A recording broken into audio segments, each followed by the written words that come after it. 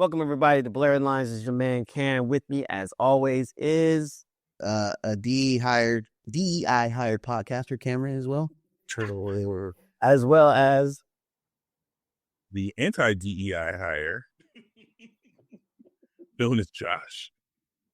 and as always, keeping us humble, the misanthropic maestro and professor of nihilism, D.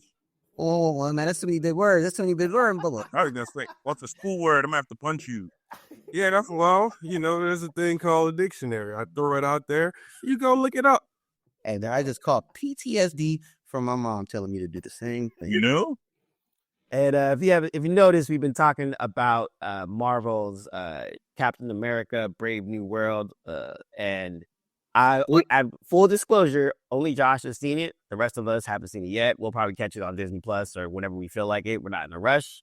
Or if you sell those dark waters. Hem. You should also give the disclaimer that this is not spoiler free because we don't care about your feelings. Yeah.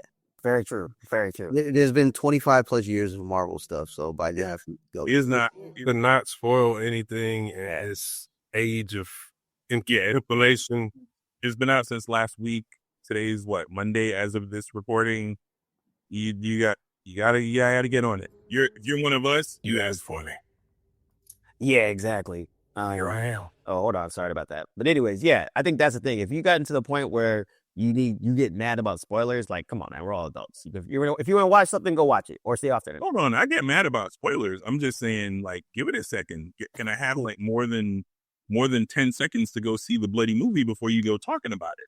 Not you got 30 seconds, then go. Anyway, at this point, it's gotten enough room to breathe. But my thing about this new addition to the franchise is that I'm just seeing another character that I just look at who hasn't taken any super soldier serum. I'm like, how the hell is he gonna go against a Red Hulk? Yeah. So, and then the thing where he has some cool moves, but he went Mach 5 landing on the ground. I'm like, his legs didn't break. I guess that suit of adamantium is awesome. So it's kind of again, I know it's more vibranium. Excuse me. So I know that he's being, there's plot armor, but he's being protected by technology. But it's just I don't really care about this character. I don't really care about the Red Hulk as much. But overall, I will watch it because I've been hearing mixed reviews about it. I don't know if the movie's bad or not. I just didn't care about the character going into this. Do we need one? Because my problem right now is because Marvel set themselves in a trap where a lot of their movies don't stand alone anymore. If this was a standalone movie with no continuity to a bigger scale, maybe I'd enjoy it more because I feel sometimes I feel like I have to watch this movie to keep up with the next movie and chain that along. But the problem what Marvel's done over these last 20 years is they've created a system where you feel like every movie's connected. There's no standalone movies for the most part. And I was hoping this would be a standalone, but it sounds like this might go into some other stuff. So that's my take. I will watch it. I will judge for myself. But again, I am like a lot of others. I'm not completely giving up on Marvel because I do like comic stuff, but you're going to have to earn that equity again for me to just go all out and be like, I'm going to watch this day one. Like I said, I'm just going to wait because there was no appeal for me to go watch this among other movies, but I don't think this is as bad as the other ones that I predicted, Captain Marvel. I didn't care too much for that. And I watched it. I was like, this is okay. So again, it's just one of those movies that didn't gravitate towards me. Maybe I'll be pleasantly surprised when I watch it. So we'll see. Yeah, I had the pleasantly surprised thing when I watched the Marvels or whatever, where I was like, oh, it wasn't bad. It wasn't as bad as I thought. And it worked a lot better than the original Captain Marvel. But yeah, the urge is not there. It's a black director also, black man led as well, just to put that out there for those that care about those things. But yeah, just one of those things where it's a little unfortunate because I think to get here, it took a while. And then it seems like the execution was very sloppy or at least uneven. And so it doesn't have the gravitas of a Marvel movie anymore. And they've squandered a lot of goodwill in these past, 4 or 5 years. And I think that the diehards will still watch it. Like I'm still gonna watch it, but I'm excited to watch it. And I'm kind of in the space where Josh was when we was talking about Star Wars stuff, where it's like you're still a fan, but you're so disappointed so far that you're just kind of like, I'll watch it because it's there, but I'm not like hyped to go see it. You don't have Although any expectations. no expectations, and I think that's my thing, where it's like I can go watch this, or I can go watch Dan to Dan or other Crunchyroll anime or K drama stuff that has my attention way more right now. Yeah, I think Cam has said something before that I thought really made sense, which is you can't really watch Marvel films now and just watch the one film that you're watching without the attachments to the other parts of the franchise. Even for this film, you kind of have to have some context with the Incredible Hulk from almost 20 years ago, as well as the Falcon and Winter Soldier TV series from what was that 3 years ago, 4 years ago at this point, maybe less. I don't know, but you have to have had all of that context in order to completely follow the narrative.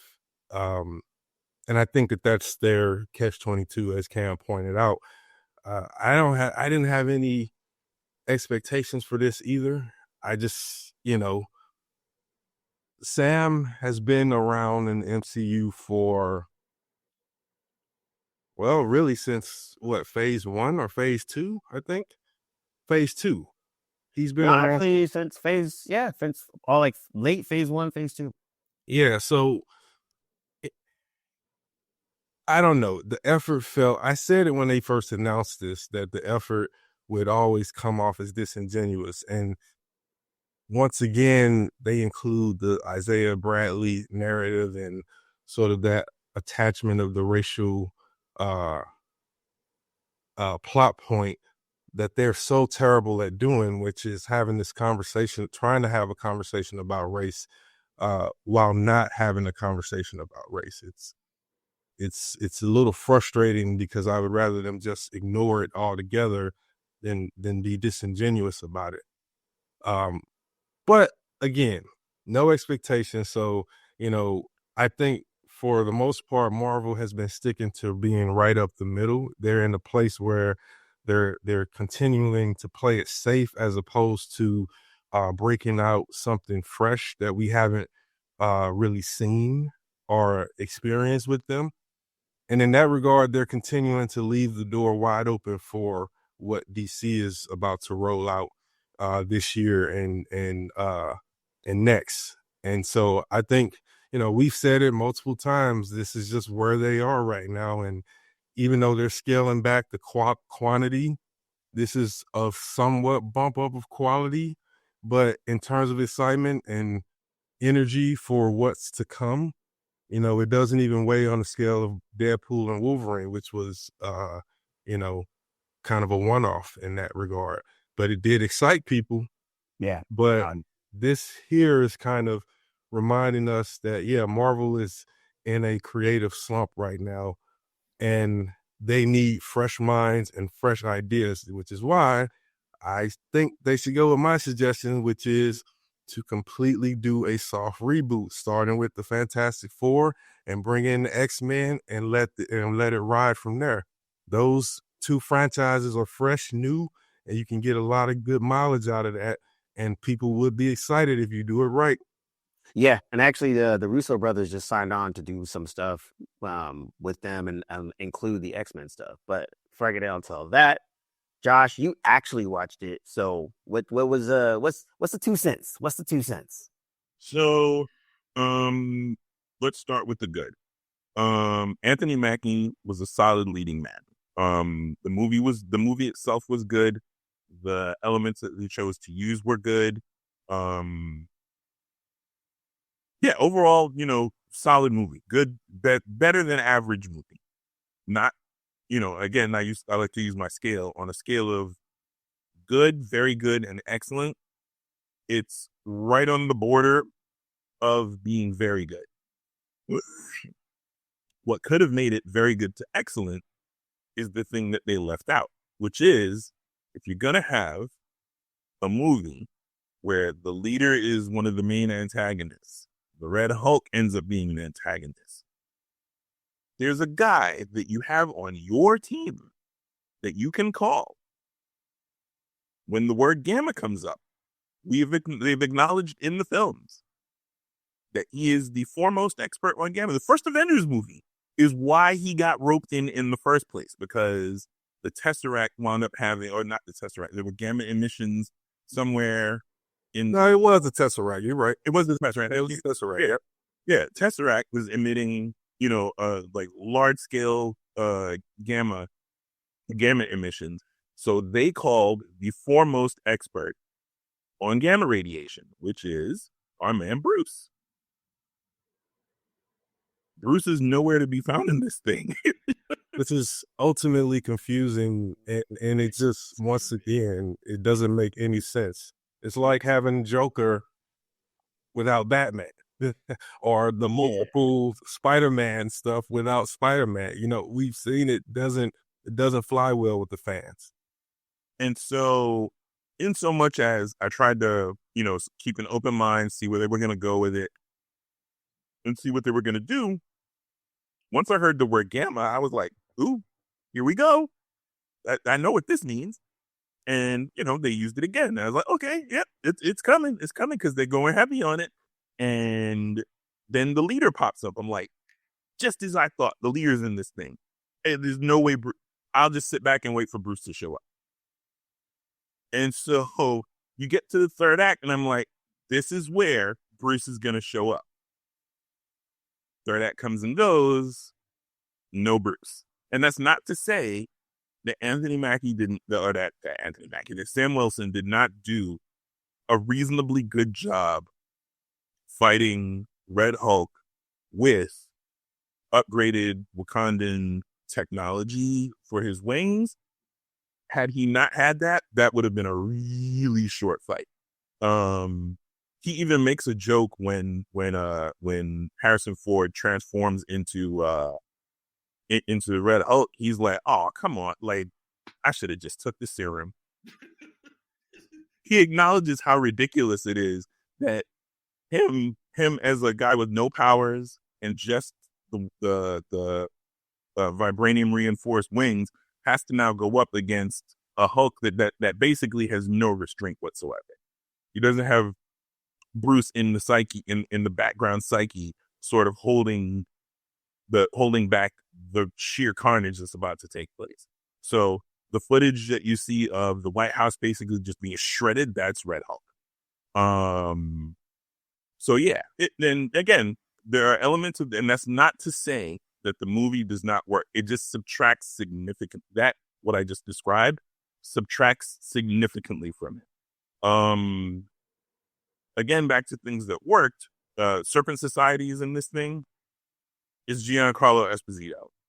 Nothing to talk about. He if anything, as good as he was underutilized. Just a hair underutilized. He worked, and for the way that they used him, he worked. He brought Giancarlo level gravitas to something that should not have worked. The Serpent Society is one of the most ridiculous things in all of Avengers and Captain America lore. And he made it work. First of all, they grounded it. They brought all of that stuff down. He's wearing the same colors that Copperhead wears, but there's no snake references. His Serpent Society is almost like they're mentioned as like a group of mercenaries and just general, guns for hire that will do whatever to get whatever. And so they're going after adamantium, which plays heavily into the plot. But they're going after adamantium, and that sort of sets the whole thing. Literally, it's the first scene, and it sets the ball rolling almost immediately, and remains the center point of the film throughout. So yeah, bottom line is there's stuff that worked. There's stuff that definitely worked. Anthony Mackie as Captain America works. There's not a whole bunch of sermonizing. Isaiah Bradley, they use him very well. It's not just, him being, token black guy. There's a bit where they put him in prison and he starts flipping out. He's like, yo, I am not going back.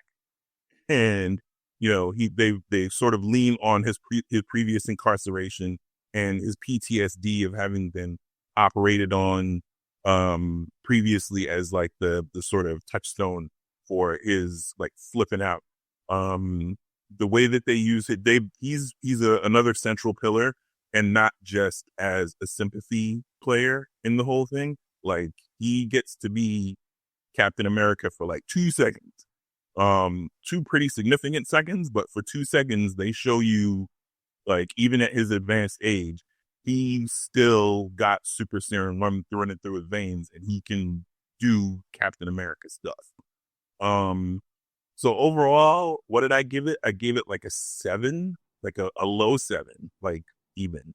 I want to give it a 6.5 because that makes it just a touch lower than it actually was, but like 6.75, maybe a 7. And it could have been an 8 or a 9 if you just called Bruce and say, yo, I heard the word gamma. I don't know what it means because I'm not a scientist, but I heard it twice today from like 2 different people. I got a feeling something's up. Yeah. Then he meets Dr. Stearns. And he's like, yo, there's this dude that you, I think, mentioned you used to work with, or I read a file that you like worked with him for like 2 seconds, and he's the one who wound up creating the abomination. Yeah, you might want to like get involved in this because I think he's got like some gamma thing going on because his brain looks all like his head looks all weird. And yeah.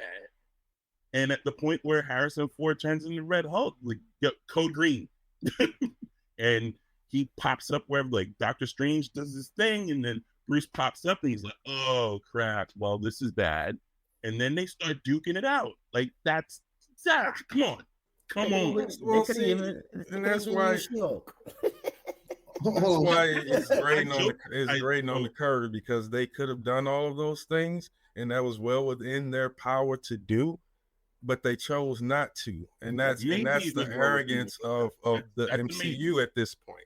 Yeah. That's a maybe, because I at this point it's so old I don't even remember the details.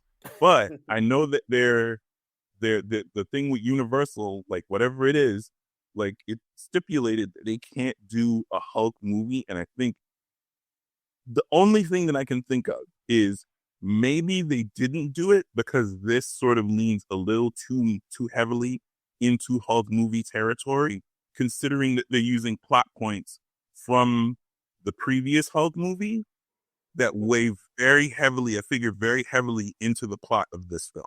Then why do it? Why are you doing it? Cam, go ahead, Cam. So I have a few questions.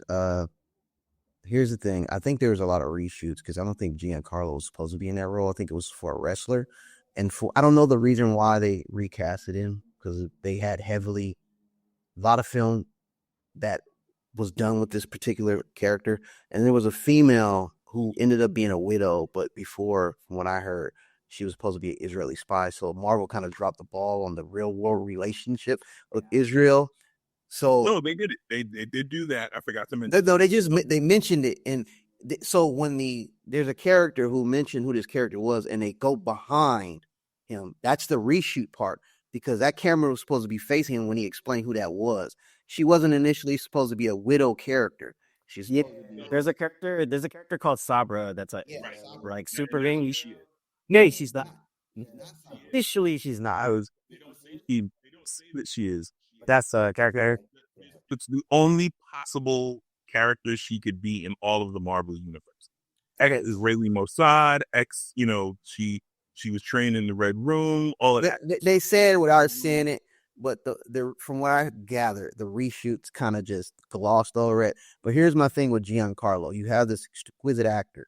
It's because of the reshoots and the timing, you don't get more time with this amazing. So I don't even have to watch this to know. I'll just be hearing the rumors. Again, they maximize what little screen time he has. They squeeze all of the lemon out of it. All of the again. You have an actor of that caliber. You want more meat on the bone, in my opinion. But again, this is me not seeing it. You've seen more than that, so I'm gonna back up and say you're right until I see it and make a judgment call. But again, when you say, look, there's a scene where I saw Sam Wilson get his wing ripped off. I was like, you whip a wing ripped off. How the hell are you going to beat the Hulk? You know what I'm saying?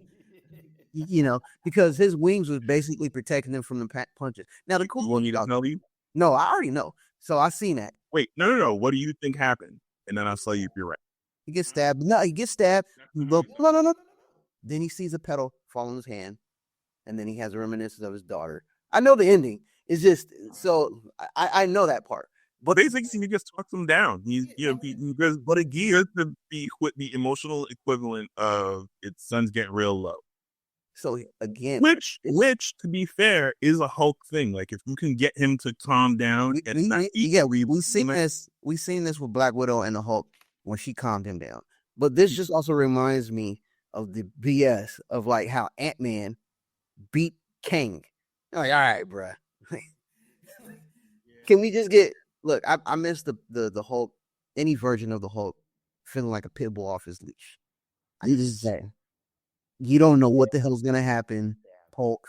You can't talk me down. That's where I hate the Hulk. And again, I think it. You know, I thought you were gonna say they didn't bring him Bruce Banner. They brought in Bill Bixby as like some meta reference. I was like, oh, that's. So if you know, you know. But I thought that was a cool. So let her rare Bruce, who's been completely nerfed, and we already know he's not off world. Where the hell is he? Right. Well, again, that's called continuity, and you've established 20-some years of continuity, and then you throw it to the wayside at your own convenience. Yeah, that is the reason why I'm pretty sure once I see this film, my grade will probably be no higher than a 6, because I'd up you being grading it higher than a 6. Probably not, but it's mainly because of that. When I saw that Red Hulk was going to be in this film, and knowing that they probably wouldn't have Bruce Banner Hulk in the film, I knew that it would not make sense narratively or based on anything that they've established previously. Yeah. Sam Wilson cannot fight the Red Hulk without dying. No. Even with vibranium wings, you are 100% correct. Yeah. He got no serum. Yep. Exactly. And if he gets punched, Steve Rogers couldn't even fight Red Hulk without dying. Now, he could probably last a little bit longer, but we're talking about the differences of a few minutes versus whether or not he takes him to the limit. There's only one other Avenger who can go toe-to-toe with a Hulk, and that's Thor. Yeah. There you go. And so, to be fair, to be 100% fair, they do make the limitations of vibranium versus a crazed Hulk very apparent. It's not a difference maker for very little. Sam uses the wings to the fullest extent of their capabilities before it doesn't matter. And they make sure that there's like, all right, I'm going to try this, I'm going to try this, I'm going to try this, I'm going to try this. And then by the time you get to that last thing, Red Hulk is like, come here. It becomes unnecessarily convoluted, or it requires a very wide stretching of your willing suspension of disbelief. It was stretched. So here's the thing for me. This goes back to the continuity thing. If you haven't watched any of the previous films and you see the White Wolf pop up as a senator, you're like, what the hell happened in this downtime? And so you're like, huh? How did he become an assassin and all of a sudden being a congressman? Yeah. Congressman, right? Yeah. And again, this dude has no super soldier serum, and you're like, how on earth is he gonna fight? But the thing I thought was cool, and this goes to CGI, and give kudos to them matching the looks of Harrison Ford and explaining why he cut the mustache because we had the previous actor, I can't remember his name, so they threw a line in there saying, you know, I had to cut the mustache if I wanted to get elected. But then there's also the Hulk clap, which I thought that was cool. They brought back. Yep. Because I think the previous directors from the latest incarnation of Hulk thought it was cheesy. So no, that's the Hulk, man. Like Hulk's one or the Hulk of Black. Let's go. That in the movie, he uses it at the end of the movie. They brought it back, but it didn't appear for a lot of movies. They just know. Louis Lasseter used it though. That was actually, in fact, it was a key moment because I'm pretty sure he uses that to stop the abomination from there was he was about to kill Betty and General Ross in the helicopter. He uses it to put out the helicopter the crashed helicopter that they're in catches fire, and Abomination has him pressed up, like basically, jammed up against the wall, and he can't get free until he notices that the helicopter catches fire, punches him in the face, shoves him to the side, does the thunderclap to put out the fire without killing them, which is amazing. Without even moving them, like it was focused. If I remember correctly, Betty's hanging outside of the helicopter as she gets back in there. I love that movie. I really do love really Incredible Hulk. It was everything that I want as a huge day one. Like, I'm talking like I was maybe 4 years old, probably shouldn't have been watching the 70s, the Bill Bixby series. And like I fell in love with the Incredible Hulk right there and then. That in the 60s animated the terrible 60s animated joint with like all the like damn near stop action animation, if you want to even call it animation. Like I gobbled it all up. That made me fall in love with the Hulk. So let me ask you this. You said it was used before, which I believe, but remember in the Marvel series, that Marvel MCU, we never saw that clap anymore. he never does it. He never does it. And I'm just like, why? Well, he does chemo, but they do it really stupid. So from that point on, continue to give us a downgraded Hulk. So we got, as far as I'm concerned, the Incredible Hulk, Louis Lasseter's film, which is considered part of phase 1 of the MCU, was peak of what we should get in almost every film, and even more. But because again, and then here's another problem with using Red Hulk and the leader and all of these characters in this new Captain America film is that you continue to kick the bucket of Hulk's redemption down the road, which is, again, every time you have an opportunity, because you gave his moment to Captain Marvel in Endgame. Yes. He was supposed to got his licks back against Thanos, but they never bring those two together, and instead that moment went to Captain Marvel, which was completely unearned. And again, we didn't see it then, but that whole film and what came after it was indicative of these problems that are now more apparent in the MCU, which is they ignore the continuity that they establish across these films and TV shows in order to tell or try to attempt to do something new or fresh, and it comes off as disingenuous or nostalgia mess. Fun, but still nostalgia nothing. It's like Deadpool and Wolverine. Fun, good film, but it's only fun and good if you are 35 years and older. Look, these writers who nerf Hulk will never see heaven. And you know what? With that, we're going to end this. This is Blerdlines. Thanks for listening, and we are out.